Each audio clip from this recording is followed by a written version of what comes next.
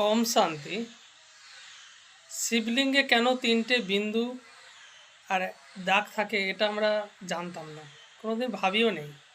তো এই তিনটে বিন্দুর অর্থ কি? শিব বাবা তিনটে দাগ, শিব বাবা পয়েন্ট অফ লাইট, বিন্দু স্বরূপ, এবং তার তিন সন্তানকে দিয়ে তিনটে কাজ করাচ্ছে, স্থাপনা, পালনার, বিনাশ। সেই জন্যে তিনটে দাগ আর মাঝে একটা বিন্দু থাকে। ওই বিন্দুটাই শিব বাবা, গোটা শিবলিঙ্গটা শিব বাবা না। কিন্তু আমরা ভক্তিমার্গে তা কী বুঝতাম যে গোটা শিবলিঙ্গটাই বোধহয় শিব বাবা। শিব বাবা নিরাকার, জ্যোতির্বিন্দু, পয়েন্ট অফ লাইট, তাই শিবলিঙ্গে ওই বিন্দুটা থাকে আর তিনটে দাগ থাকে। এই তিনটে দাগের অর্থ এটাই, তিন সন্তানের দ্বারা স্থাপনা, পালনা ও বিনাশের কার্য শিব বাবা স্বয়ং ভগবান করাবন আর এই কর্তব্য করতেই এসেছে। ওম শান্তি।